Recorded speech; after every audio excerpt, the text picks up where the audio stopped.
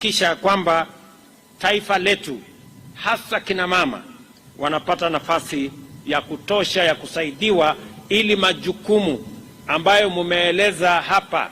Nimesikia Cecily amesema majukumu yenu ni mingi. Naanza asubuhi, tayarisha watoto, tayarisha mzee, saa 6 jioni, hata amesema kuna kazi nyingine ya saa 6 ya usiku. Sasa hajatueleza hiyo saa ya saa 6 ya usiku ni gani.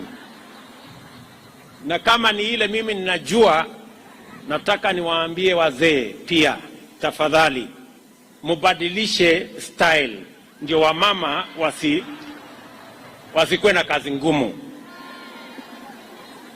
si ndio? Wanaelewa vile nimesema.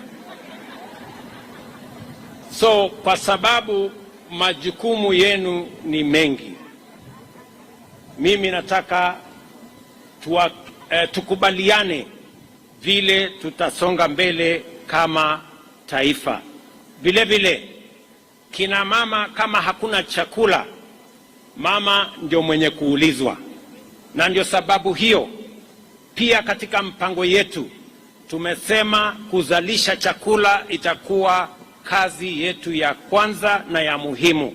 Na mimi nataka niwashukuru wakulima, hasa kina mama, kwa sababu wengi wa wakulima ni kina mama.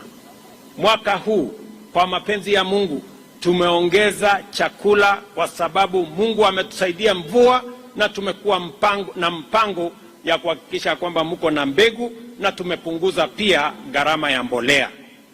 Mimi nataka niwaulize kina mama wa Kenya katika ghafla hii ya kwamba tena tumeweka mpango kamili ya kuzalisha chakula Kenya.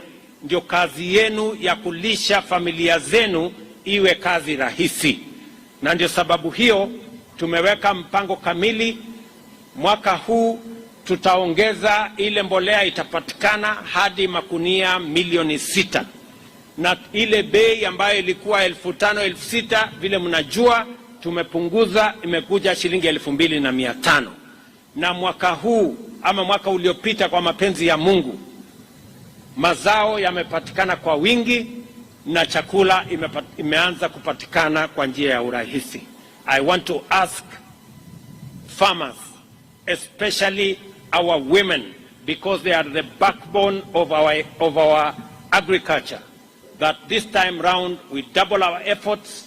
We have made arrangements on how we are going to ensure that our agriculture expands, our productivity expands. We are going to deliver more seed, affordable fertilizer, and support farmers so that we can eliminate the shame of hunger in our country.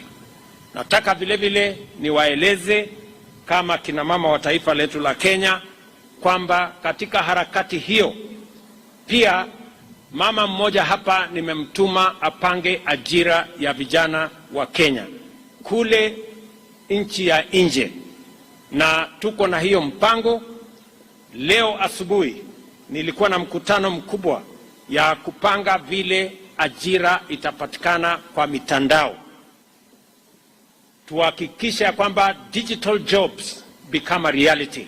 And I want to ask our girls and our women to focus their attention on the opportunities that we have for employment, so that they don't become vulnerable to vices of early pregnancies and also other vices. And I want to commit that the government of Kenya, we are going to mobilize every resource to protect our girls, to protect our mothers, to protect our wives, to protect our women, and to protect our daughters.